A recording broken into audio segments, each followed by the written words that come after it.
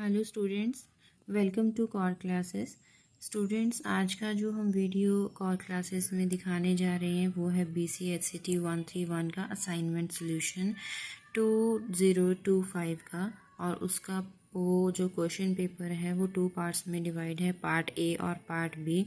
और जो part A है उसके अंदर जो फर्स्ट क्वेश्चन है वो है how is the following expression of radius of hydrogen is arrived at this value. तो इसका मतलब हमें जो रेडियस ऑफ हाइड्रोजन है वो हमें ये एक्सप्रेशन को यूज़ करके ये वैल्यू लेकर आना है, रिजल्ट हमें ये दिखाना है। तो अगर हम उसको क्वेश्चन को स्टार्ट करें तो सबसे पहले अगर हम हाइड्रोजन का रेडियस, हाइड्रोजन एटॉमिक रेडियस हम बात करेंगे तो उसके साथ सबसे पहले एटॉमिक मॉडल मतलब कि बोहर एटॉमिक मॉडल को कंसीडर करेंगे। तो सबसे पहले उसकी डेफिनेशन देंगे। Bohr atomic model considers an electron of charge, एक इलेक्ट्रॉन कंसीडर करता है जिसके ऊपर चार्ज होगा, नेगेटिव चार्ज। और सपोज कीजिए कि उस इलेक्ट्रॉन का मास है m और it is revolving around the nucleus. तो वो न्यूक्लियस के अराउंड वो क्या कर रहा है, रिवॉल्व कर रहा है। और उस न्यूक्लियस के अंदर प्रोटॉन्स न्यूट्रॉन्स अवेलेबल हैं, तो प्रोटॉन्स की वजह से उसका जो चार्ज है, न्यूक्लियर चार्ज, वो बन जाएगा पॉजिटिव Z/E। और उस किस वेलोसिटी के साथ इलेक्ट्रॉन मूव कर रहा है around the nucleus, that is velocity v।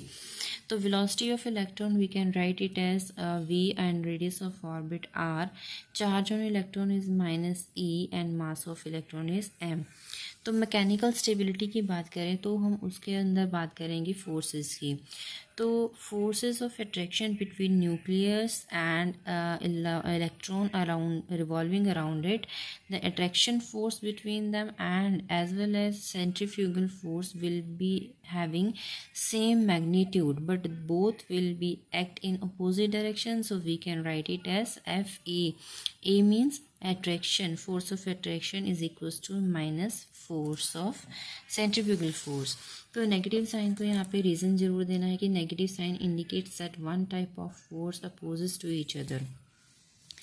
The electric force of attraction FA is directly proportional to the product of charges। तो फोर्स हमें पहले भी पता है, हमने लोअर क्लासेस में भी किया है कि force is directly proportional to the product of their masses as and indirectly proportional to the inversely proportional to the square of their distance between them. So वैसे ही दो ऑब्जेक्ट हैं हमारे लिए, दो ऑब्जेक्ट कौन कौन से होंगे, electron as well as nucleus. तो electric force of attraction FA is directly proportional to the product of charges E and ZE, inversely proportional to the square of distance of separation r square between the nucleus and electron।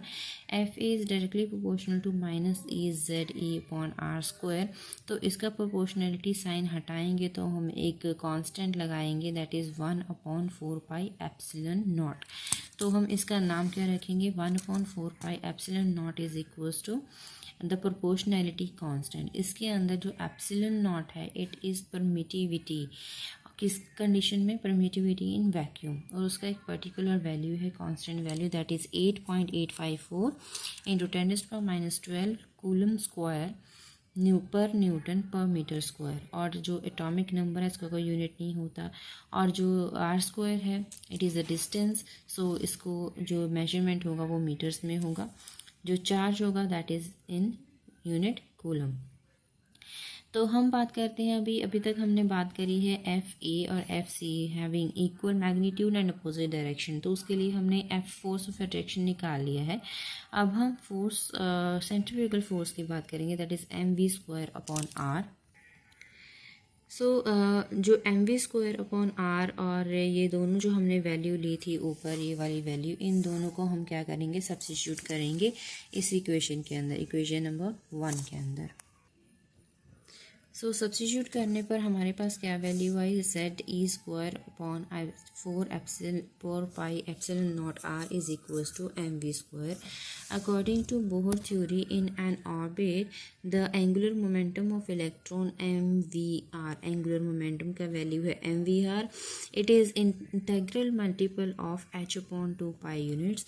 तो mvr का value जो है वो हमारे पास क्या आएगा, NH/2 2 पाई। तो यहाँ पे एक्चुअली हम करना क्या चाहते हैं, यहाँ पे हम mv² का वैल्यू यहाँ पे सब्स्टिट्यूट करेंगे, इसको सॉल्व करने वाले हैं। इसलिए हमने क्या यूज़ किया, एंगुलर मोमेंटम। तो यहाँ से हमने क्या किया, v का वैल्यू निकाला, v नहीं चाहिए हमें, mv² चाहिए। तो इसलिए हमने क्या किया, दोनों साइड क्या किया, स्क्वायर बोथ साइड कर दिया, ताकि यहाँ पे हम v² जनरेट कर सकें। तो उसके बाद हमें यहाँ पे लेफ़्ट साइड पे क्या चाहिए, मल्टीप्लाई में m चाहिए, मास चाहिए। तो हम दोनों तरफ मल्टीप्लाई कर देते हैं m के साथ। तो हमारे पास क्या वैल्यू है, ये देखिए ऊपर m होगा तो एक m के साथ स्क्वायर ख़त्म हो जाएगा, कैंसिल आउट हो जाएगा। तो हमारे पास क्या आएगा, mv² is equals to n² upon 4 पाई² mr²। तो दोनों वैल्यूज़ हमने देखो इक्वेट कर दिए। तो हमारे पास कैंसिलेशन हो रहा है, 4 पाई कैंसिल हो रहा है और एक r वैल्यू स्क्वायर के साथ कैंसिल आउट हो रहा है। तो we are left with value ze² upon epsilon naught is equals to n² h² upon pi mr। तो ze² अपॉन एप्सिलॉन नॉट का वैल्यू हमारे पास आ गया। हमने क्या किया, अभी हम दोनों तरफ क्रॉस मल्टीप्लाई करते हैं। तो हमारे पास पाई mr ऊपर चला जाएगा और एप्सिलॉन नॉट n² h² के पास चला जाएगा। तो यहाँ से हमने r का वैल्यू निकाला। ये हमने किया है क्यों, क्योंकि हमें जो प्रूफ करना है वो r का वैल्यू प्रूफ करना है। तो r का वैल्यू हमारे पास आ गया है, हैंस वी हैड प्रूव्ड।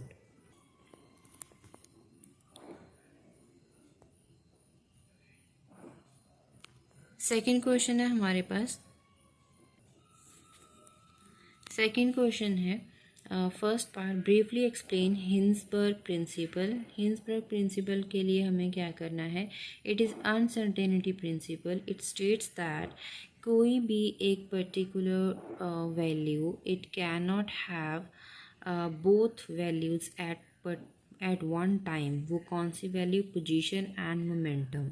तो पोजीशन और मोमेंटम किसी पर्टिकुलर ऑब्जेक्ट के लिए एक ही टाइम पे एग्जैक्टली हमें असाइन करना पॉसिबल नहीं है। This principle states that one cannot assign exact simultaneous value to the position and momentum of a physical system. So mathematically we can write delta x multiply delta p, मतलब change in delta x is for position and p for momentum. तो uncertainty in position and uncertainty in momentum, it is always greater than equal to h upon 4 pi। और h यहाँ पे क्या है, Planck's constant, और 4 pi is also a constant। B question है, B part, name the phenomena which can be explain using wave function of radiation. तो we can explain it as a beam of light has oscillating, आप diagram देख पा रहे हो screen के ऊपर, ये डायग्राम आपको ड्रॉ करनी पड़ेगी। a beam of light has oscillating electric and magnetic field associated with it, तो उसको हम क्या बोलते हैं, electromagnetic radiation. It is characterized by the properties of frequency, wavelength and wave number. तो फ्रीक्वेंसी, ये जो टर्म्स हमने बोली है, फ्रीक्वेंसी, वेव नंबर, वेवलेंथ, इसको हम 1 बाय 1 डिफाइन करेंगे। वेवलेंथ क्या होता है, एक क्रेस्ट और ट्रफ के बिटवीन का जो डिस्टेंस है, एक कंप्लीट क्रेस्ट और कंप्लीट ट्रफ को मिला के एक बनता है वेवलेंथ। फ्रीक्वेंसी, जो वेवलेंथ है उसका यूनिट हम मीटर में मेजरमेंट करेंगे। फ्रीक्वेंसी का मतलब क्या है, number. So number of waves अगर हम काउंट करते हैं तो हम अदर वर्ड्स में बोल सकते हैं कि frequency of wave is a particular value. It is the number of waves in 1 second, और सिंबल इसका क्या है, न्यू, और यूनिट इसका 1 अपॉन वेवलेंथ होता है, 1 अपॉन टाइम होता है, पर यूनिट टाइम इसका दूसरा डेफिनेशन है, इसलिए इसका जो यूनिट होता है SI यूनिट, दैट इज़ पर सेकेंड। वेवलेंथ और फ्रीक्वेंसी दोनों हमने टर्म्स डिफाइन करी हैं। अगर इनको दोनों में रिलेशन आ जाए तो हम कैसे लिखेंगे, lambda is equals to C upon nu. C is the velocity of light, so lambda is inversely proportional to the frequency. Wave number, reciprocal of wavelength is known as wave number. So reciprocal of wavelength है 1 upon lambda, तो 1 upon lambda को हम एक term के साथ define कर सकते हैं, सिम्बलाइज कर सकते हैं, दैट इज न्यू बार। तो 1/λ जो लैम्डा का वैल्यू था वो क्या था यहाँ पे c/न्यू, तो 1/λ का वैल्यू भी रेसिप्रोकल हो जाएगा न्यू/c। और क्योंकि लैम्डा का मेजरमेंट हम मीटर में कंसीडर करते हैं तो वेव नंबर का जो यूनिट है वो हमारे पास आ जाएगा पर metre. Time period, reciprocal of frequency is known as time period. 1/फ्रीक्वेंसी 1/न्यू, it is known as time period. इसका सिंबल है capital T। Third question is arrived at the time independent Schrodinger wave equation. उसके लिए हमें सबसे पहले कुछ कंसिडरेशंस करनी पड़ेंगी। If an electron has wave like properties then it must be described as the wave function. तो अगर कोई भी एक इलेक्ट्रॉन हम बोलते हैं कि इट इज़, हमने ये स्टडी किया है इट बिहेव्स लाइक वेव, सो उसके लिए हमें वेव फंक्शन के साथ उसको डिफाइन करना पड़ेगा। तो वेव फंक्शन के लिए हमने एक सिंबल यूज़ किया है दैट इज़ साई। तो इट हैज़ पर्टिकुलर एम्पलीट्यूड और it denotes the amplitude of wave function. एक पर्टिकुलर पॉइंट पे वेव फंक्शन क्या होगा, एम्पलीट्यूड क्या होगा, वो हम इस साई के साथ, साई की वैल्यू के साथ डिफाइन कर सकते हैं। श्रोडिंगर वेव इक्वेशन के लिए हम सबसे पहले फंडामेंटल वेव मैकेनिक्स कंसीडर करेंगे। उसके लिए हम कंसीडर करेंगे equation of wave motion only in one direction. वो वन डायरेक्शन सपोज कीजिए एक्स एक्सिस के अकॉर्डिंग है, एक्स एक्सिस के अकॉर्डिंग्स में है, तो हम उसके लिए जो वेव फंक्शन है वो लिख सकते हैं कर्ली स्क्वायर साई/कर्ली x² इज इक्वल्स टू -4π² साई/λ²। तो ये नेगेटिव साइन है, इस लेफ्ट साइड में जाके पॉजिटिव हो गया, तो इक्वेशन हमारे पास आ गई। उस इक्वेशन को हम मानेंगे इक्वेशन नंबर 1। और ये इक्वेशन इलेक्ट्रॉन के लिए भी एप्लीकेबल होती है और प्रोटॉन्स के लिए भी। बट अगर हमें टोटल एनर्जी फाइंड करना है तो टोटल एनर्जी के लिए हम क्या करेंगे, sum of both energies that is kinetic energy as well as potential energy. So total energy is equal to potential energy plus kinetic energy. Potential energy का symbol capital V है, तो we can write kinetic energy is equal to total energy minus potential energy. तो kinetic energy का formula क्या है, वैसे तो ½ mv² है, बट अगर हम इन टर्म्स ऑफ मोमेंटम करते हैं तो उसका डेफिनेशन है p²/2m। बट यहाँ पे हमें p² का वैल्यू जनरेट करना पड़ेगा। हमारे पास अनसर्टेनिटी प्रिंसिपल के according, de Broglie wave equation के according p is equals to h/λ है। वही वैल्यू हम सब्स्टिट्यूट करेंगे p² के अंदर, h²/λ² आ जाएगा इसका आंसर। तो ये काइनेटिक एनर्जी का वैल्यू हम इक्वेशन नंबर 1 जहाँ पे हमने काइनेटिक एनर्जी फाइंड करने के लिए इक्वेशन लिखी थी वहाँ पे सब्स्टिट्यूट करेंगे। जैसे हम इसको वैल्यू में इसमें सब्स्टिट्यूट करते हैं तो we can find the value of lambda. तो यहाँ पे क्रॉस मल्टीप्लाई करने पर हमारे पास लैम्डा का वैल्यू आएगा और ये लैम्डा का वैल्यू हम सब्स्टिट्यूट करेंगे इक्वेशन नंबर 1 पे, यहाँ पे रेसिप्रोकल में। तो इसका वैल्यू भी रेसिप्रोकल का भी रेसिप्रोकल हो जाएगा। कर्ली² साई/कर्ली x² remain as it is plus 4π² psi remain as it is. But ये जो वैल्यू है h²/2m वाला वह इसका रेसिप्रोकल हो जाएगा। तो 4 to the 8 π²m e−5 Sai हमने लास्ट में लिखा। तो ये जो इक्वेशन है हमारे पास 1 डायमेंशन के लिए हो जाएगी श्रोडिंगर इक्वेशन। बट अगर हम इसको 3D में देखेंगे तो 3 डायमेंशन में इसमें तीनों एक्सिस को कंसीडर करना पड़ेगा। इस कोफिशिएंट में कोई भी, कोफिशिएंट ऑफ साई में कोई भी चेंज नहीं आएगा। तो ये जो कर्ली पार्शियल डिफरेंशिएशन है उसको हम एक सिंबल से डिफाइन करेंगे। उसको डिनोट करने के लिए हम सिंबल यूज़ करते हैं डेल्टा। तो डेल, इसको डेल बोलते हैं और इसका नाम है लैप्लेसियन ऑपरेटर।